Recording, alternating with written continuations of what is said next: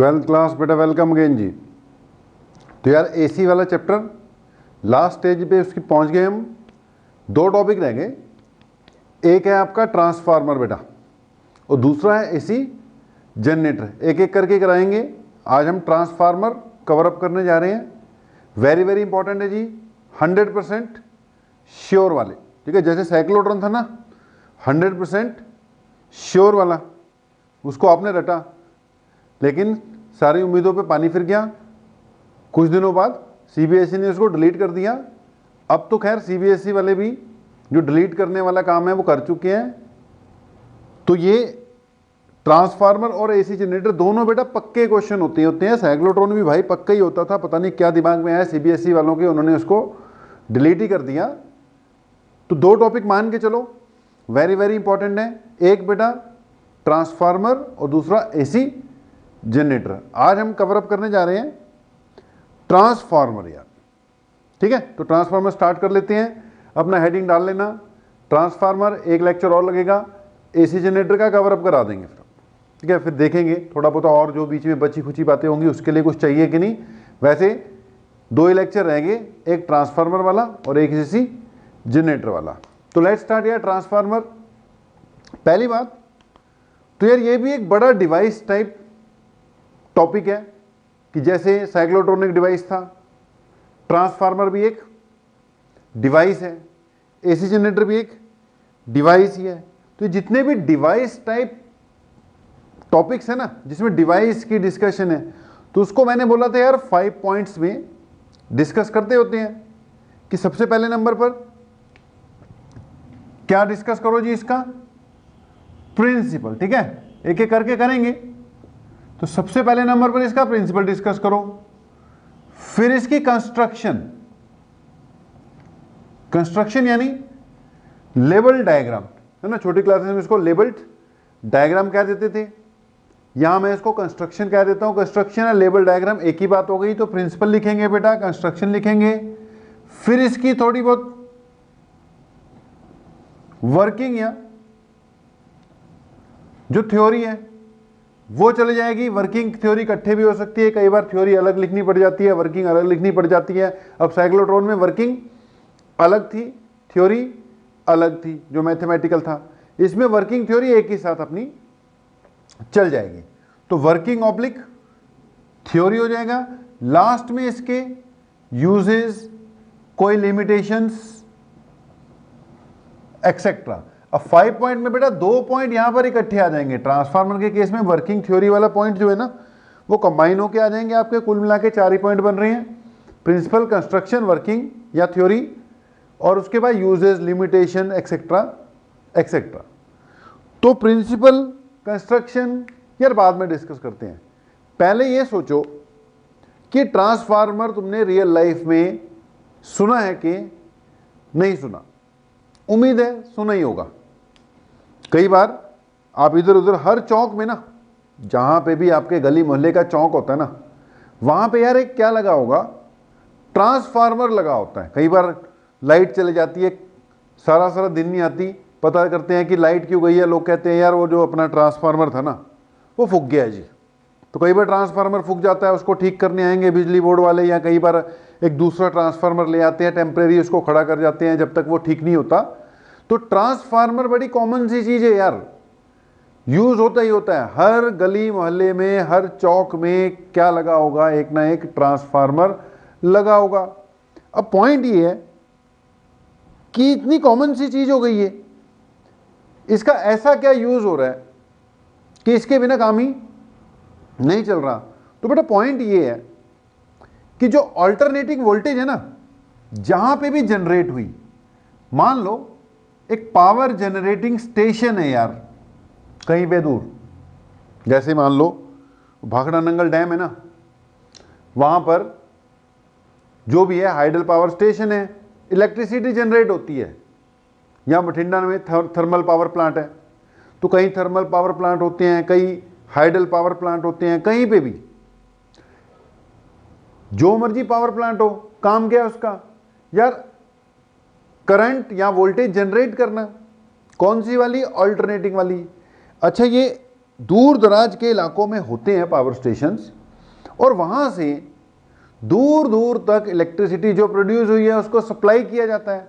अब जैसे जो भाखड़ा डैम है, वहां पे जो इलेक्ट्रिसिटी प्रोड्यूस होती है वो 3 स्टेट तक कवर अप करता है बेटा, हिमाचल, हरियाणा, पंजाब और भी कहीं पर, लेकिन इन 3 स्टेट्स को तो वो कवर अप करते हैं, यानी दूर दूर तक इलेक्ट्रिसिटी पहुंचाई जाती है।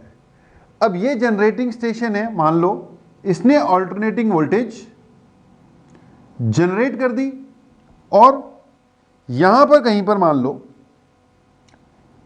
आप लोगों के ये घर है, ठीक है। अब यहां तक इलेक्ट्रिसिटी पहुंचानी है तो वायर्स के थ्रू आती है। आपने देखा होगा आपके घरों के पास से भी बिजली की क्या निकल रही हैं, तारें निकल रही हैं। उसके अलावा फिर बड़ी वाली तारें भी आपने देखी होंगी। अगर हम एक जगह से दूसरी जगह, मान लो ट्रेन से, बस से जाएं, तो देखोगे खेतों में बड़े बड़े से पोल्स लगे होते हैं, बड़ी बड़ी सी उसमें से क्या आ रही है, तारें आ रही है। यार वो दूर के इलाकों से जहां पे इलेक्ट्रिसिटी प्रोड्यूस हो रही है, वहां से लेके आपके घर तक वायर्स की हेल्प से ही ये जो अल्टरनेटिंग वोल्टेज या इलेक्ट्रिसिटी पहुंच रही है। अब जब ये पहुंच रही है, कई तरह के बीच में पोल्स लगे हुए हैं, ठीक है, पता नहीं कहां कहां से होते हुए ये इलेक्ट्रिसिटी आपके घरों तक पहुंचती है, ठीक है। यहां से वायरिंग चली ऐसे कर कर पता नहीं कहां कहां से होते हुए ये आपके घरों तक अल्टीमेटली पहुंचती है। तो बेटा जब इलेक्ट्रिसिटी को, ये जो अभी डिस्कशन कर रहा हूं ना, ये एग्जामिनेशन पॉइंट ऑफ व्यू के लिए नहीं है। एग्जामिनेशन पॉइंट ऑफ व्यू के लिए तो कहां से स्टार्ट करूंगा, जब से मैं प्रिंसिपल बोलना शुरू कर दूंगा कि प्रिंसिपल ये है, वो लिखना है, आपने एग्जाम में वो लिख के आना है। लेकिन यार ट्रांसफार्मर की बेसिक नॉलेज तो होनी चाहिए ना, कि कहां यूज हो रहा है, क्यों यूज हो रहा है। तो ये तो भैया वो खंभे हैं जिनके थ्रू वायर्स टिकी हुई हैं, ये वायरिंग है बड़ी छोटी, घर तक पहुंच रही है आपके। अब यार इलेक्ट्रिसिटी जहां से जनरेट हुई आपके घर तक पहुंच रही है तो वायर्स के थ्रू आ रही है, वायर्स के थ्रू आएगी तो वायर्स में वोल्टेज के साथ साथ करंट भी होगा। अब एक फार्मूला होता है हीट प्रोड्यूस का, I²R इंटू टी। आर तो अब जो वायर्स का रेजिस्टेंस है वो तो अब हो गई होगा भाई, जो भी इसका रेजिस्टेंस है वो तो अब हो गई होगा। हीट प्रोड्यूस किस पे डिपेंड करती है, करंट पे। जितना करंट ज्यादा होगा उतनी ही हीट ज्यादा प्रोड्यूस होगी। भाई जितनी हीट ज्यादा प्रोड्यूस होगी उतनी ही इलेक्ट्रिकल एनर्जी की वेस्टेज हो जाएगी। तो transfer of energy from one point to another, power generating station से मान लो आपके घरों तक, फैक्ट्रियों तक, ऑफिसेस तक पहुंचाने के लिए वायर्स चाहिए।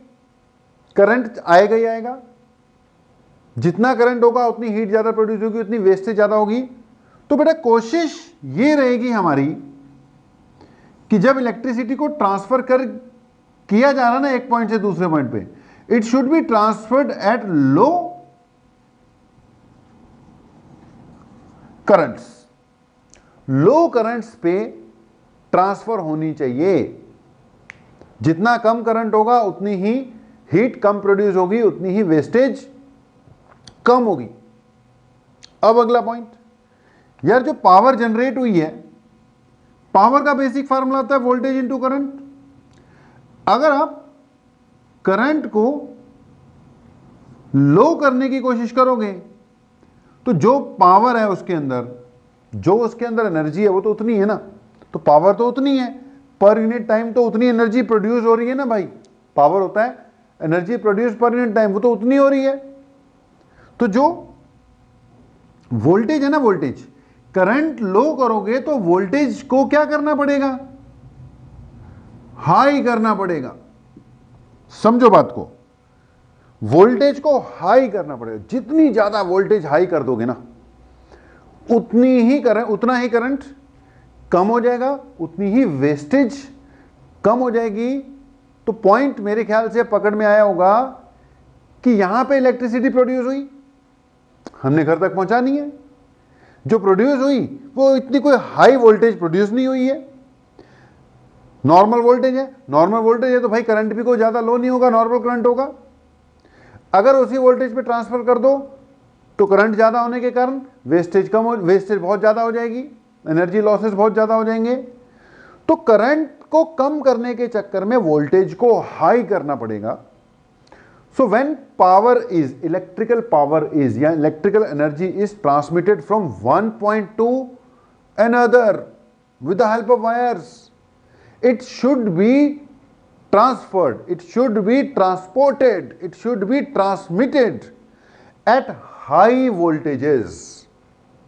Question आ जाता है, why electrical energy is transported at high voltages? Answer क्या है? So that current is low. Current low होगा तो पावर वेस्टेज भी लो होगी।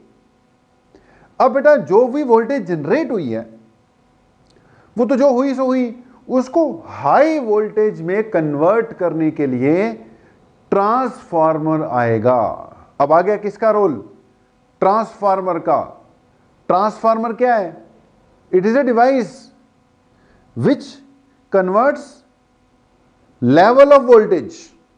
वो लो वोल्टेज टू हाई कर सकता है या हाई वोल्टेज टू लो कर सकता है, दोनों काम कर सकता है। ट्रांसफार्मर लो वोल्टेज को हाई तक पहुंचाएगा, जैसे यहां पर ट्रांसमिट करने से पहले वोल्टेज हाई होनी चाहिए, तो यहां लगेगा ट्रांसफार्मर एक, जो क्या करेगा, वोल्टेज को लो से हाई कर देगा। और उसके बाद हाई वोल्टेज आ रही होगी, ये जो बड़ी बड़ी मोटी तारें होती है ना भाई, बड़ी हाई वोल्टेज होती है इनके बीच में, दूर से खींच लेती है बंदे को। 66 किलोवोल्ट, 66,000, हमारे घर में तो कितनी आती है? 220 वोल्ट है ना भाई। जब ये चलती है ना 66,000 वोल्ट पे चलती है, 66,000 वोल्ट पे, 66,000 वोल्ट। उसके बाद बीच बीच में इसको स्टेप डाउन किया जाता है, एक ही बार में स्टेप डाउन भी नहीं हो जाना इसने, बीच बीच में इसको स्टेप डाउन किया जाता है, यहां पे स्टेप अप किया जाता है with the help of transformer. बाद में इसको स्टेप डाउन किया जाता है with the help of transformer. तो ट्रांसफार्मर का दोनों काम है, वोल्टेज के लेवल को अप भी कर सकता है, वोल्टेज के लेवल को हाई भी कर सकता है। भैया ट्रांसमिट करते वक्त वोल्टेज के लेवल को अप किया था, लेकिन अब वो इतनी हजारों वाली वोल्टेज थोड़ी हम यूज कर लेंगे, हमें तो नॉर्मल सी वोल्टेज यूज करनी है। इतनी ज्यादा वोल्टेज में तो इतनी ज्यादा मैग्नेटिक फील्ड क्रिएट हो जाता है, दूर से बंदे खींचने शुरू कर देगी। वो जो बड़ी बड़ी तारें जा रही होती है ना, वो 8 फुट की 11 किलो वोल्ट वाली भी, 11 किलो वोल्ट, 11,000, जैसे 66,000 है, उसके बाद ट्रांसफार्मर लगेंगे, उसको 11,000 पे करेंगे, फिर 11,000 वाली चलेगी, फिर आगे चल के उसको 220 पे करेंगे। तो भैया 11,000 किलो वोल्ट वाली जो है ना, वो भी 8 फीट से बंदे को खींच लेती है, इतना जबरदस्त मैग्नेटिक फील्ड प्रोड्यूस हो जाता है इसमें। तो बात को कंक्लूड करता हूं, सबसे मेन जो यूज है ना ट्रांसफार्मर का, it is to step up and step down AC voltages while transporting electrical energy from one place to another। सबसे मेन यूज ट्रांसफार्मर का है कि इलेक्ट्रिकल एनर्जी को जब एक जगह से दूसरी जगह पे ट्रांसपोर्टेशन में लेकर आया जाता है, वो पहले लो टू हाई करता है और उसके बाद यूज करने तक हाई टू लो करता है। दैट मीन्स आपके जो गली मोहल्ले में ट्रांसफार्मर लगे हुए हैं, वो सारे का सारे स्टेप डाउन होंगे, क्योंकि इनपुट उनको ज़्यादा मिल रही होगी पीछे से जो सप्लाई आ रही है, और जो आगे आपको घरों में देनी है उसने वो लो वोल्टेज दे रहे होंगे, तो वो सारे स्टेप डाउन होंगे। तो पॉइंट क्या निकल कर आया कि भैया ट्रांसफार्मर ऐसी चीज़ है जो AC वोल्टेज को स्टेप अप भी कर सकता है, स्टेप डाउन भी कर सकता है। यूजेज इसके और भी हैं। The most important use is stepping up and stepping down AC voltages while transporting electrical power from power generating station to the final destination। Final destination तक पहुंचाने से पहले उसको स्टेप अप करना पड़ेगा, ट्रांसपोर्टेशन होगी, और उसके बाद भैया पहुंचने से पहले उसको स्टेप डाउन भी फिर करना पड़ेगा। ओके, होपफुली ट्रांसफार्मर के बारे में थोड़ी बहुत ही बात आपको पता चली ही होगी जी। अब आते हैं मेन बात पर, हाउ टू अटेम्प्ट। ट्रांसफार्मर वाला टॉपिक जो आएगा उसको हमने अटेम्प्ट कैसे मारना है। अटेम्प्ट कैसे मारना है भाई, सबसे पहले इसका क्या याद होना चाहिए, प्रिंसिपल। पहले नंबर पर इसका क्या याद करेंगे हम, प्रिंसिपल। ये मैं मिटा रहा हूं, फिर पूरे बोर्ड का प्रॉपर क्या करेंगे, यूज करेंगे। वैसे सबसे पहले नंबर पर प्रिंसिपल, दूसरे नंबर पर डायग्राम, तीसरे नंबर पर वर्किंग और थ्योरी आ जाएगी, कुछ एक दो फार्मूले वगैरह आ जाएंगे, और बाद में इसके various types of energy losses in a transformer हम डिस्कस कर लेंगे, क्योंकि ट्रांसफार्मर में एनर्जी लॉसेस बहुत तरह के होते हैं। तो लेट्स स्टार्ट यार। सबसे पहली बात, अगर मैं बात करता हूं इसके प्रिंसिपल यानी इसके सिद्धांत की, हिंदी में क्या बोलते हैं, ये किस सिद्धांत पर आधारित है, अंग्रेजी में क्या बोलते हैं, बेस्ड ऑन विच प्रिंसिपल। तो जी it is based on the principle of mutual induction. कल को कोई पूछ ले give principle of a transformer, तो क्या बोलना है हमने, it is based on the principle of mutual induction. और उसके बाद म्यूचुअल इंडक्शन की डेफिनेशन दे देनी है भाई, it is based on the principle of mutual induction according to which, वो तो पता ही है तुम्हें, according to which some EMF is induced in a coil due to change in current in the neighboring coil, due to change in current in the neighboring coil। कि अगर जो neighbouring coil है, पास वाली कॉइल, उसमें कुछ current के changes आए तो उसमें फ्लक्स के चेंजेस आ जाएंगे, जिसके कारण पड़ोस में पड़ी हुई कॉइल में भी क्या हो जाएगी, ईएमएफ इंड्यूस हो जाएगी। ये क्या हो गया जी आपका म्यूचुअल इंडक्शन हो गया। तो it is based on the principle of यार क्या, mutual induction. It is based on the principle of mutual induction. ठीक है जी। अब आगे इसका यार डायग्राम, डायग्राम इसका कैसा बनेगा, ध्यान से सुनना। डायग्राम इसका इंपॉर्टेंट है, बाकी इजी है। ज़्यादातर मैं कह रहा हूँ फिर वही बात कि मोस्ट ऑफ द स्टूडेंट्स इस क्वेश्चन को अटेम्प्ट कर आते हैं, कोई बड़ी बात नहीं है। अब बेटा म्यूचुअल इंडक्शन पे बेस्ड है, तो म्यूचुअल इंडक्शन मतलब दो कॉइल्स तो लगेंगी तभी म्यूचुअल इंडक्शन होगी भाई, दो कॉइल्स होंगी तभी म्यूचुअल इंडक्शन की बात होगी। तो एक तो चाहिए हमें दो कॉइल्स, दूसरा बेटा कॉइल्स को लपेटने के लिए बेस चाहिए।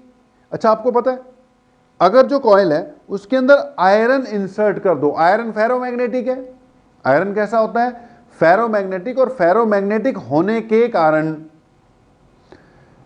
आयरन इंसर्ट करने से वहां पे मैग्नेटिक फील्ड और क्या कर जाता है, कंसंट्रेट कर जाता है, मैग्नेटिक फ्लक्स और क्या कर जाती है, कंसंट्रेट कर जाती है। तो किसी भी कॉइल को अगर प्रॉपरली यूज करना है तो उसको आयरन के ऊपर वाइंड कर देना चाहिए। अच्छा आयरन के ऊपर वाइंड करने का फायदा क्या होगा, एक तो बेस बन जाएगा, नहीं तो वैसी कॉइल को लपेट दो तो उसको दबाओ तो पिचक सी जाएगी। ठीक है, तो आयरन की रॉड लेकर उसके ऊपर उसको वाइंड कर दो, एक तो बेस मिल जाएगा और दूसरा क्या होगा, फेरोमैग्नेटिक होने के कारण और भी फ्लक्स वहां पर कंसंट्रेट होगी। तो वही बात, आम के आम गुठलियों के दाम हो जाएंगे, दो फायदे हो जाएंगे, एक तो बेस मिलेगा। तो हमें चाहिए दो कॉइल, म्यूचुअल इंडक्शन कराना है और उसको किसके ऊपर लपेटना है, उसके लिए चाहिए कोई कोर हमने डिस्कस किया, फेरोमैग्नेटिक होने के कारण आयरन ही बढ़िया रहेगी, आयरन को यूज करेंगे। लेकिन थोड़ा यहां पर जो ट्रांसफार्मर यूज होते हैं ना बेटा प्रैक्टिकली, उसकी जो शेप है वो ध्यान से देखना। डायग्राम हमने पहले नहीं बनाया क्योंकि साथ के साथ बनाएंगे तो आपको बनाना भी आएगा। ओके, ये जो डायग्राम है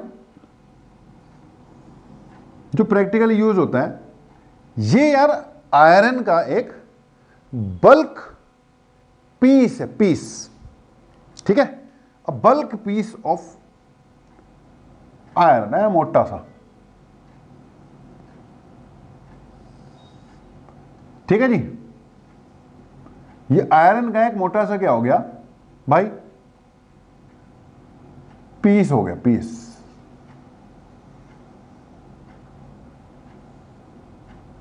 ठीक है जी। ये आयरन का एक मोटा सा पीस हो गया, बल्क पीस। चलो बहुत बढ़िया। अब हमने क्या किया यार, इसका ना यहां से ये मान लो इसको कट कर दिया, आर पार है, आर पार मतलब एक पीस लेके उसको बीच में से खिड़की काट दी, ये आर पार है भाई। दूसरी तरफ से आओगे इधर से निकल जाओगे, इधर से जाओगे दूसरी तरफ से निकल जाओगे, ओके। तो दरवाजा बन गया, जैसे मान लो इसमें ऐसे ही यहां से हमने फिर एक पीस काट दिया, ठीक है। इमेजिनेशन करो कि ये आयरन का बल्क पीस हो गया, इसके बीच में से ये खाली जगह है, ये भी खाली जगह है। अब बेटा अगर ये खाली है, ये खाली है, तो ये बीच में तो एक तरह का पिलर बन गया ना, पिलर टाइप। ये बीच में क्या बन गया, एक तरह का पिलर टाइप। इमेजिनेशन करो कि भाई ये ऐसे एक शीट है, मान ले, वो तो बल्क है ना, ये शीट है, तूने इतना काट दिया, खिड़की बन गई, तूने इतना काट दिया, खिड़की बन गई, तो यार ये डंडी बन गई ना, ये तो इसका पार्ट ही रहेगी ना, ये इसका क्या है, पार्ट ही है। ये एक तरह का पिलर टाइप हो गया, पिलर टाइप हो गया जी। अब जो कॉइल लपेटते हैं ना भाई, वो इसके ऊपर लपेटनी है, ये इसके ऊपर कॉइल लपेट दिए, ठीक है। समझ गए होगे अब तक, तो इमेजिनेशन हो गई होगी। एक कॉइल इस पे लपेट दी, म्यूचुअल इंडक्शन है भाई, दो कॉइल लपेटनी है, और एक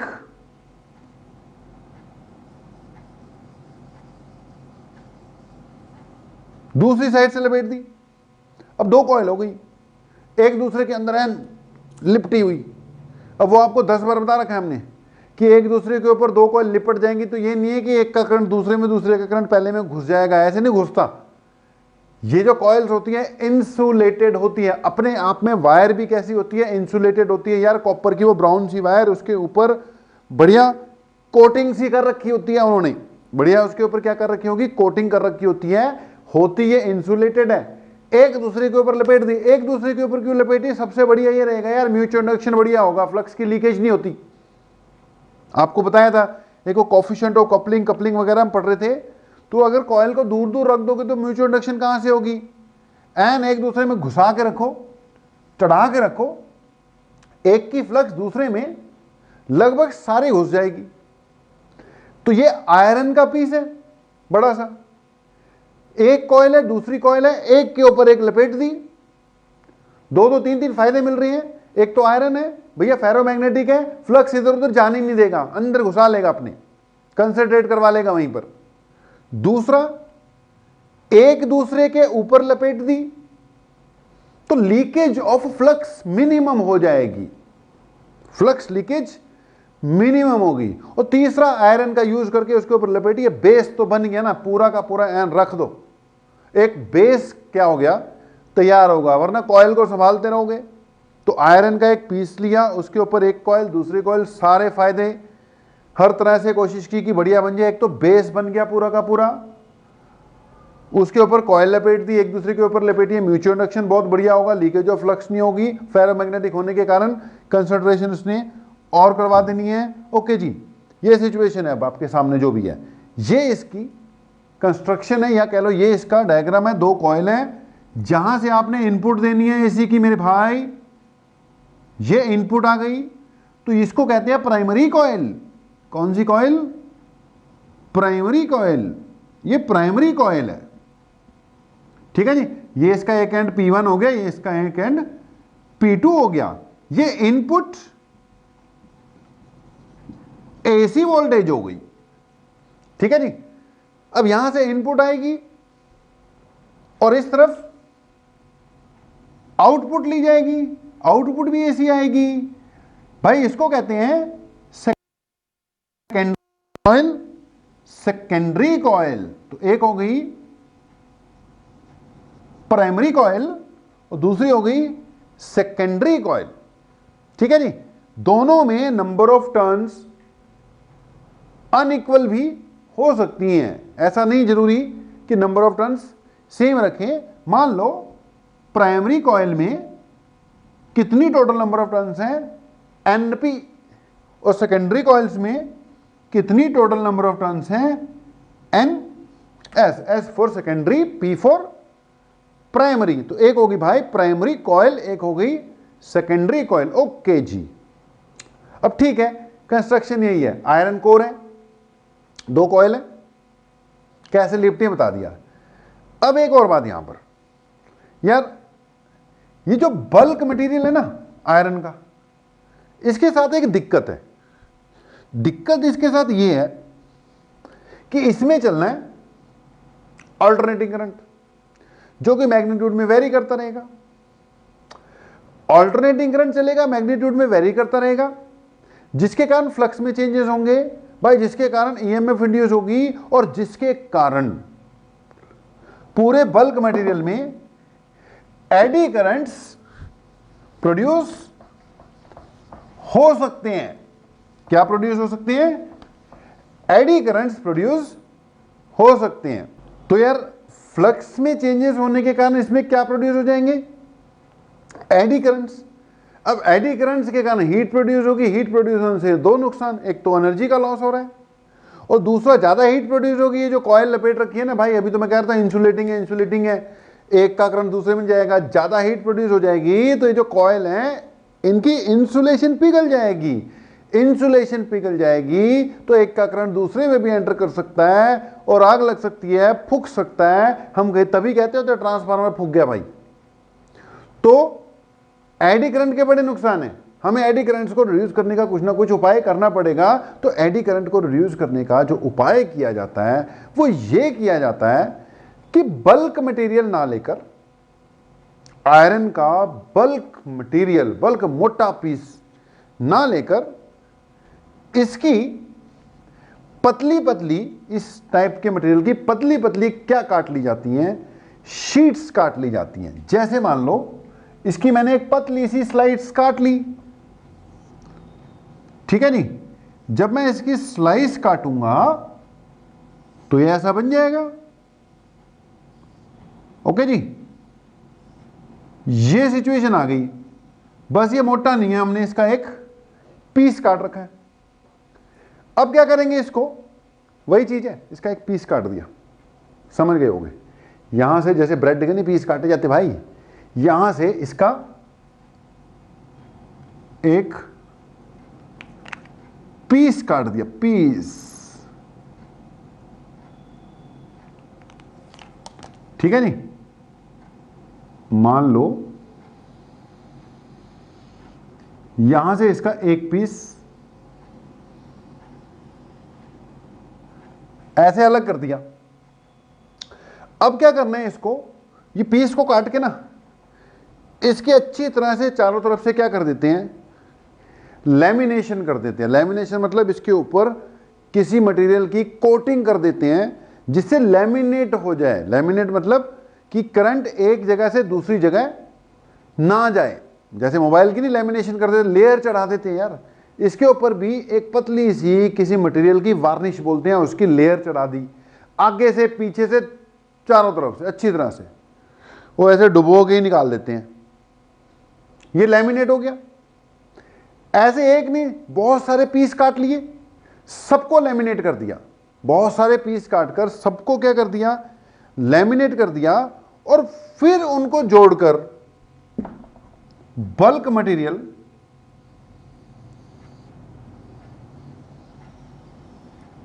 रेडी कर दिया।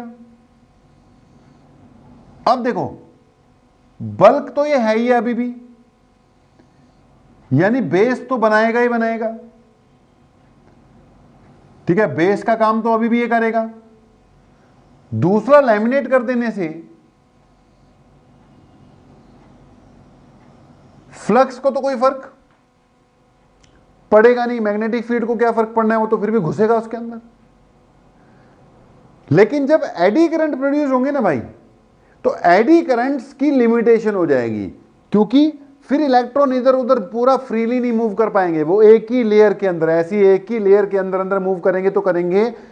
इससे एडी करंट्स काफी हद तक क्या हो जाएंगे, रिड्यूस हो जाएंगे। देख, रिमूव नहीं होंगे एडी करंट्स, काफी हद तक रिड्यूस जरूर हो जाएंगे एडी करंट। हम ये नहीं कहते कि हमने लैमिनेटेड कोर क्यों यूज किया है, टू रिमूव एडी, रिमूव नहीं भाई, टू रिड्यूस। जितना हो सके एडी करंट्स क्या हो जाते हैं, कम हो जाते हैं।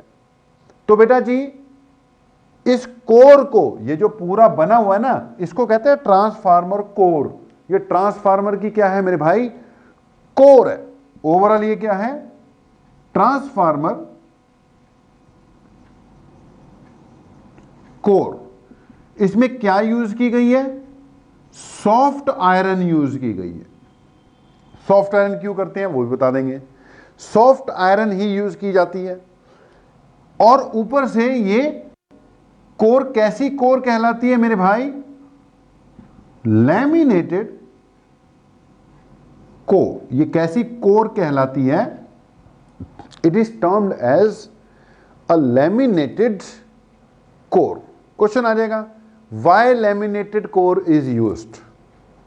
उसका reason, to reduce losses due to eddy currents, या to reduce eddy currents. Eddy currents को रिड्यूस करने के चक्कर में लैमिनेटेड कोर का यूज किया जाता है।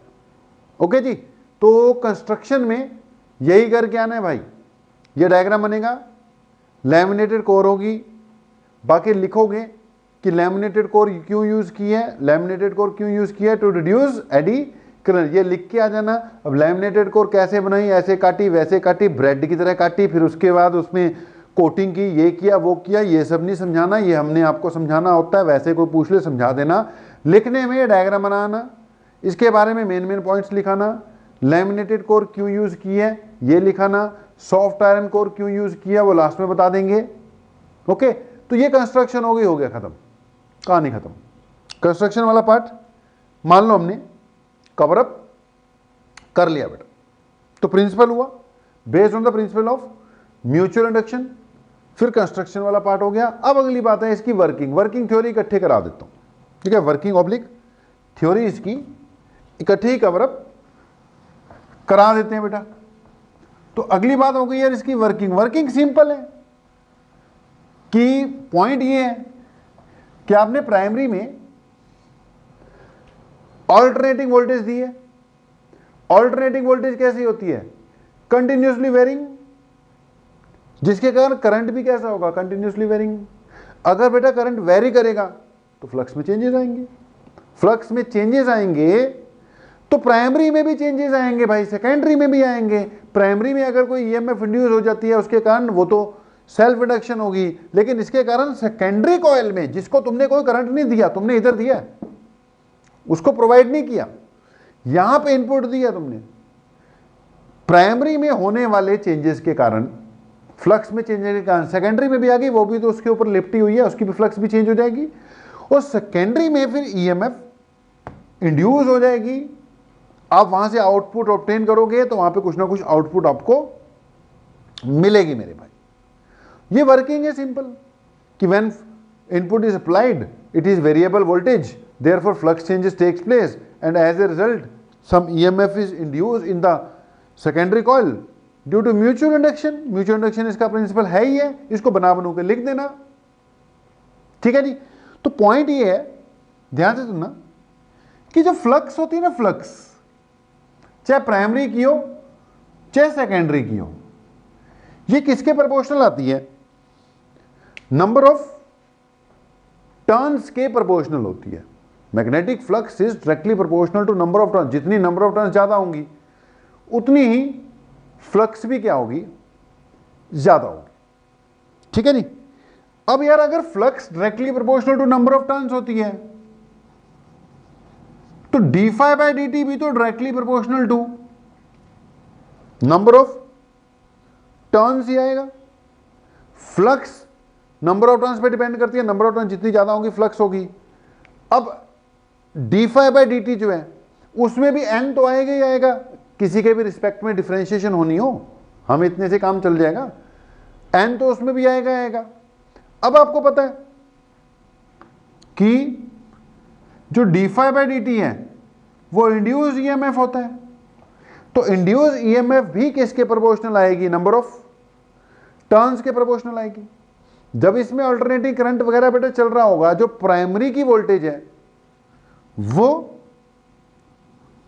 ईपी मानी जाएगी, जो सेकेंडरी में डेवलप हुई वो ईएस मानी जाएगी, तो प्रोपोर्शनल टू एन था ही, तो ये क्या आ जाएगा, डायरेक्ट प्रोपोर्शनलिटी है ना, तो EP by ES equal to क्या आ जाएगा, एनपी बाय एनएस, क्योंकि ऐसी करते होते हैं रेशियो निकालते वक्त वो कांस्टेंट जो भी आना था प्रोपोर्शनलिटी का वो तो कट ही जाएगा ना, तो EP by ES is equal to NP by NS. तो एक बड़ी ही सिंपल से तरीके से इंपॉर्टेंट सा पॉइंट हमने डिस्कस करा दिया कि भैया याद रखना है आपने, ट्रांसफार्मर के केस में EP by ES equal to NP by NS या ES by EP is equal to NS by NP. यहां पर ES voltage across secondary coil है, EP voltage across primary coil है, मतलब जितनी वोल्टेज दी थी वो ईपी है, जो यहां ऑब्टेन होगी वो ईएस है, voltage across secondary voltage across primary equal to NS divided by NP हो गया, NS voltage across sorry NS number of turns of secondary, NP number of turns of primary. अब एक बात सुनना, ये जो एनएस बाय एनपी है ना बेटा, इसको के से भी डिनोट करते हैं, it is also known as transformer ratio. ये जो के है ना आपका, it is also known as transformer ratio, इसको ट्रांसफॉर्मर रेशियो भी कहते हैं। थोड़ा ध्यान देना, सिंपल सी बात है कि अगर आप यहां पर देखो, यहां तक तो हो ही गया, इंपॉर्टेंट रिजल्ट है कि अगर आप यहां पर देखो बेटा कि अगर एनएस ग्रेटर देन एनपी हो गया, यानी नंबर ऑफ टर्न्स, ये मिटा देते हैं क्योंकि इंपॉर्टेंट बात है, डायग्राम अपना हो ही गया, इसमें जितनी बातें आनी थी वो लगभग हमने डिस्कस कर ही ली है। अब और इंपॉर्टेंट बातें डिस्कस करने के लिए आ रही हैं, तो फिर हम इसका त्याग करते हैं। डायग्राम तो बढ़िया बना था, मन नहीं कर रहा था मिटाने का, पर क्या करें, मन से थोड़ी सब कुछ होता है, तो हमने दिल पे पत्थर रखकर इसको मिटा दिया, ठीक है, हेडिंग भी मिटा दी, नामो निशान मिटा दिया हमने ट्रांसफार्मर का। यहां से लाल लाल थोड़ा सा दिखाई दे रहा होगा, ओके जी। तो बेटा इसको कहते हैं ट्रांसफार्मर रेशियो। ध्यान से सुनना, अगर एनएस ग्रेटर देन एनपी है, एनएस ग्रेटर देन एनपी ऊपर लिखते हैं, पॉइंट है, अगर एनएस बेटा ग्रेटर देन एनपी है, यानी अगर के ग्रेटर देन 1 है, तो यार एनएस बड़ा होगा ग्रेटर देन एनपी, तो ईएस भी ग्रेटर देन क्या आ गया, ईपी आ गया। अब ईएस ग्रेटर देन ईपी मतलब सेकेंडरी की वोल्टेज प्राइमरी से क्या आ रही है, ज्यादा आ रही है। इसका मतलब सेकेंडरी की वोल्टेज प्राइमरी से ज्यादा, मतलब स्टेप अप हुआ है। तो सिंपल सी कहानी, स्टेप अप ट्रांसफार्मर बनाने का सीधा फंडा, सेकेंडरी की नंबर ऑफ टर्न्स प्राइमरी से क्या रखो, ज्यादा रखो। सेकेंडरी में टर्न्स ज्यादा है, ऑटोमेटिकली वो क्या बन गया, स्टेप अप ट्रांसफार्मर बन गया, ऑटोमेटिकली स्टेप अप ट्रांसफार्मर बन गया ये, ठीक है जी। अगला पॉइंट देख लो, दूसरा, अगर कहीं एनपी ग्रेटर देन एनएस होता तो, यानी एनएस छोटा हो जाता तो, यानी के लेस देन 1 हो जाता तो, अब एनपी बड़ा हो गया तो इसका मतलब सेकेंडरी की वोल्टेज कम हो जाएगी, प्राइमरी की वोल्टेज से। इसका मतलब क्या निकलेगा कि ये कैसा ट्रांसफार्मर है, स्टेप डाउन। अब हमें तो दोनों चाहिए ना, जहां पे वोल्टेज जनरेट हुई थी वहां से चलानी थी, जब वहां वोल्टेज बढ़ानी थी हमने, वहां स्टेप अप चाहिए था। लेकिन जब घर पे पहुंचेगी, मोहल्ले में पहुंचेगी, घर पे नहीं मोहल्ले में, जब मोहल्ले में पहुंच जाएगी तो भाई घर में आने से पहले इसको स्टेप डाउन भी तो करवाना पड़ेगा। तो हमें तो दोनों चाहिए यार, स्टेप अप भी चाहिए होता है, स्टेप डाउन भी चाहिए होता है। स्टेप अप करने का सीधा फंडा, नंबर ऑफ सेकेंडरी टर्न्स ज्यादा होनी चाहिए, और स्टेप डाउन में सेकेंडरी की टर्न्स प्राइमरी के कंपैरिजन में कम होनी चाहिए। तो स्टेप अप स्टेप डाउन बेटा दो तरह के ट्रांसफार्मर होते हैं। अगर हमें किसी ने कह दिया draw diagram of a step up transformer, तो कुछ नहीं करना, ट्रांसफार्मर वही बनाना, एक काले पेन से शो करना, एक लाल पेन से शो कर देना, सेकेंडरी की टर्न्स ज्यादा रख देना, प्राइमरी की कम, तो स्टेप अप हो जाएगा, और प्राइमरी की कम सेकेंडरी की ज्यादा रख दोगे तो स्टेप डाउन हो जाएगा। प्राइमरी की कम सेकेंडरी की ज्यादा रखोगे तो स्टेप अप, सेकेंडरी की कम प्राइमरी की ज्यादा रख दोगे तो स्टेप डाउन हो जाएगा। ठीक है जी। तो एक ये बात, स्टेप अप होता है, स्टेप डाउन होता है। अगली बात बेटा कि अगर ये फर्स्ट केस था ना, NS ग्रेटर देन NP, अब हमने आपको बोला है power equal to V into I होता है। अगर आप वोल्टेज बढ़ा रहे हो तो मतलब करंट कम कर रहे हो, अगर आप वोल्टेज कम कर रहे हो मतलब करंट को बढ़ा रहे हो। तो सीधी सी बात है, यहां पे आप लिख सकते थे ES bye EP equal to NS bye NP, current का उल्टा रेशियो आएगा ना। तो ओवरऑल ये स्टेप अप है, स्टेप अप की ये कंडीशन है, ES ग्रेटर देन EP होगा, लेकिन यहां पे स्टेप अप में जो IS है वो लेस देन IP हो जाएगा। मतलब जब स्टेप अप हुआ है ना, वोल्टेज के हिसाब से उसका नाम पड़ा है, स्टेप अप हुआ है। तो स्टेप अप ट्रांसफार्मर में करंट अप नहीं होता, करंट डाउन होता है। IS लेस देन IP होगा, और इधर स्टेप डाउन हुआ है यानी वोल्टेज डाउन हुई है ना, IS greater than IP, current up हो जाएगा वो, लेकिन नाम किसके हिसाब से पड़ेगा, वोल्टेज के हिसाब से पड़ेगा। एक ये भी बात क्लियर होनी चाहिए। इस पे बेस भाई न्यूमेरिकल आते हैं, छोटे मोटे से छोटे मोटे न्यूमेरिकल आ जाते हैं कि आपको क्या फंडा याद रखना पड़ेगा कि भैया input power should be equal to output power. ठीक है, पावर का फार्मूला वोल्टेज इनटू करंट। तो इनपुट मतलब E input I input, output मतलब E output I output. Input का मतलब प्राइमरी, इनपुट का मतलब प्राइमरी, आउटपुट का मतलब सेकेंडरी, आउटपुट का मतलब सेकेंडरी।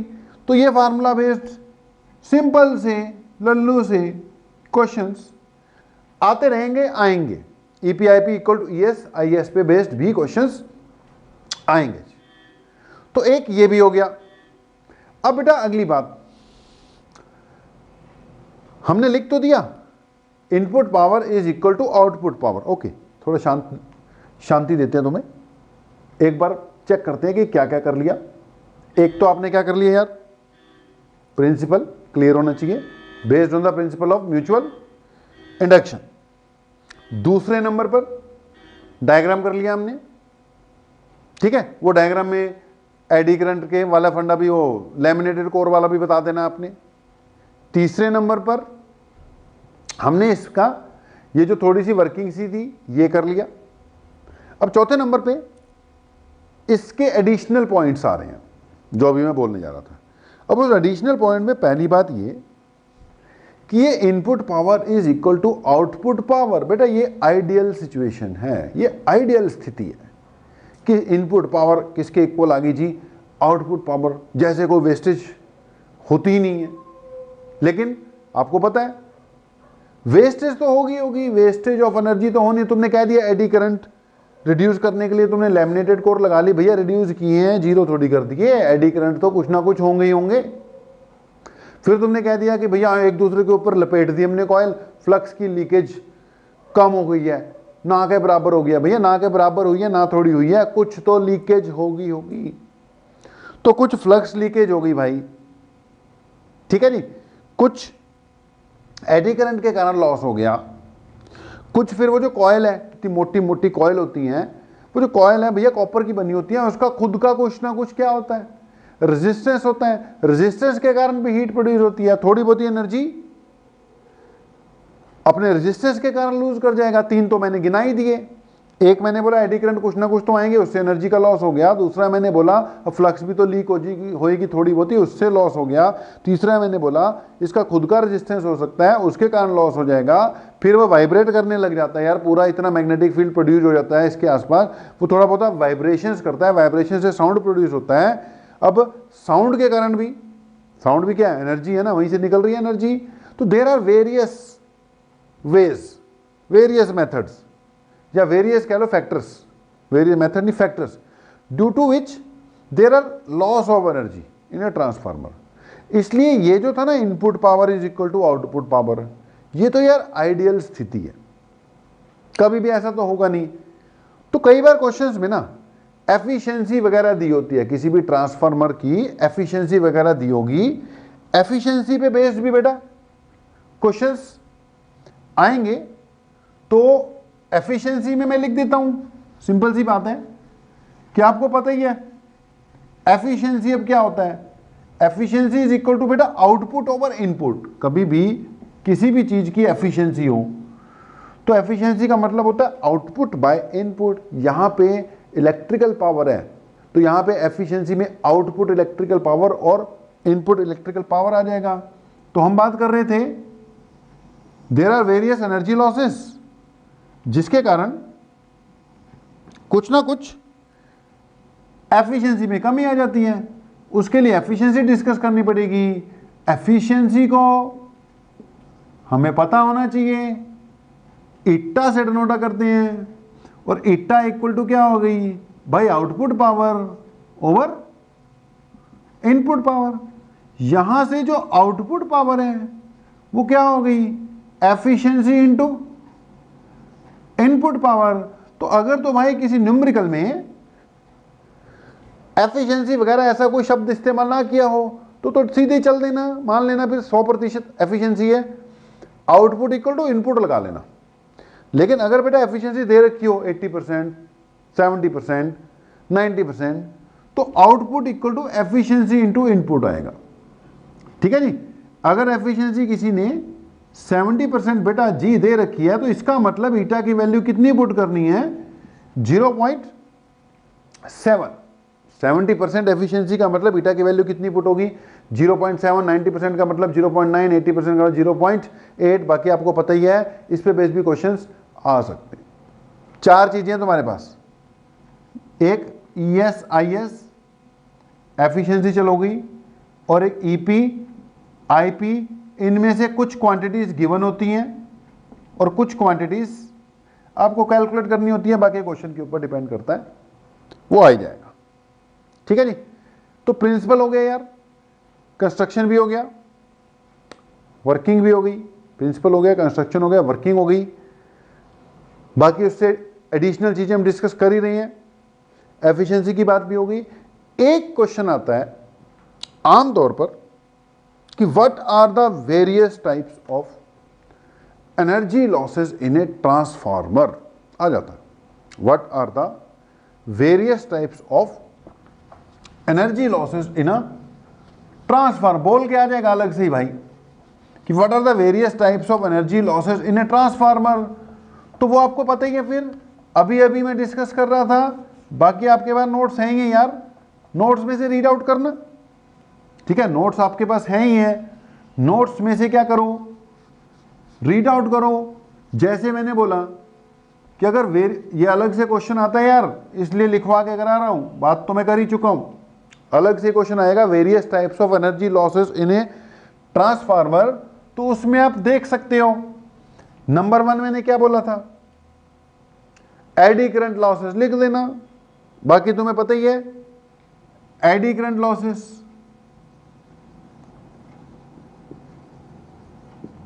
ठीक है, अब उसके बाद तुम्हें यह भी पता होगा कि एडी करंट को कैसे रिड्यूस करते हैं, बाय यूजिंग लैमिनेटेड कोर, है ना। How eddy currents are reduced by using a laminated core.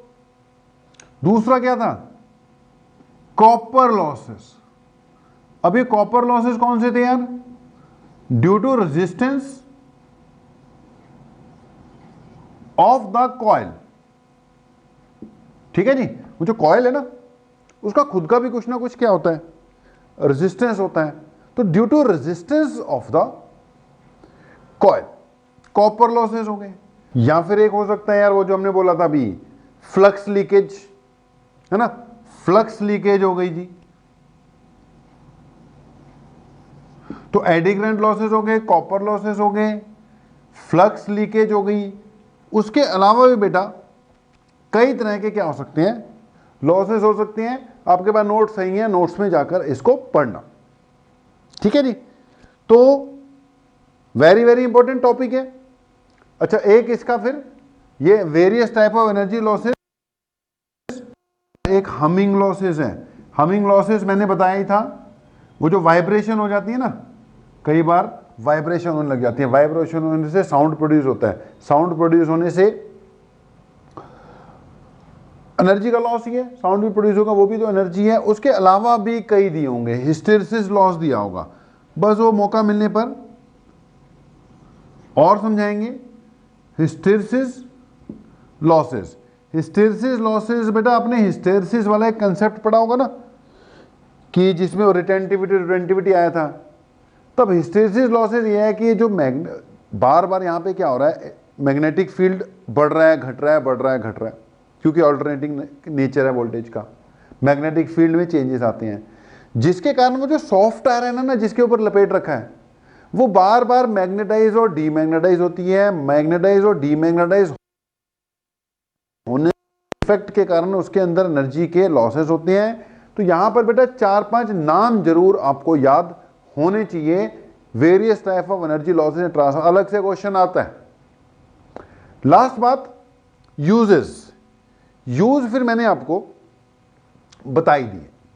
सबसे मेन यूज क्या है, to step up and step down AC voltages, to step up and step down AC voltages. उसके अलावा बेटा ये rectifiers में भी यूज होते हैं। एक दिन न्यूमेरिकल्स करते वक्त शायद मैंने बताया था कि एक ना रेक्टिफायर नाम का डिवाइस होता है, ये क्या करता है, ये एसी को डीसी में कन्वर्ट करता है। ठीक है, अब एसी आ रहा है भाई हमारे घर में 220 वोल्ट, जो डीसी सर्किट्स है ना जितने भी, लैपटॉप, मोबाइल, ये सब, उनको कोई 220 वोल्ट नहीं, उनको 5-7 वोल्ट चाहिए होता है। ठीक है, 5 से 7 वोल्ट वाली, 5-7 वोल्ट वाली चीजें होती हैं। अब 220 वोल्ट को डायरेक्ट बेटा डीसी में नहीं कन्वर्ट किया जाता, पहले यहां पे एक ट्रांसफार्मर लगता है, वो क्या करता है, 220 वोल्ट एसी को 9 वोल्ट एसी पे ले आता है, फिर वो 9 वोल्ट एसी को रेक्टिफायर डीसी में कन्वर्ट करता है। तो कई जगह यूज होते हैं, 2 यूज याद रख लो, एक तो रेक्टिफायर में यूज होता है, एक फिर एक जगह से दूसरी जगह ट्रांसपोर्टेशन ऑफ इलेक्ट्रिसिटी में भी इसका यूज होता है। ओके, बाकी इसको ट्रांसफार्मर वाले टॉपिक को क्लोज करते हैं। आप इसका प्रिंसिपल याद रखो, कंस्ट्रक्शन में डायग्राम वायग्राम बनाना सीखो, वर्किंग में जो स्टेप्स हैं बहुत हैं, वो उतने ही बहुत है, स्टेप अप स्टेप डाउन का पता होना चाहिए, और various type of energy losses करो। अगर एग्जाम में आ गया तो आपका क्वेश्चन अटेम्प्ट हो जाएगा। बाकी वो पावर वाला जो फार्मूला है उस पर बेस छोटा मोटा क्या आ सकता है, न्यूमेरिकल आ सकता है। तो आज के लिए इतना ही है। आप लोगों का बहुत बहुत धन्यवाद, थैंक यू वेरी मच।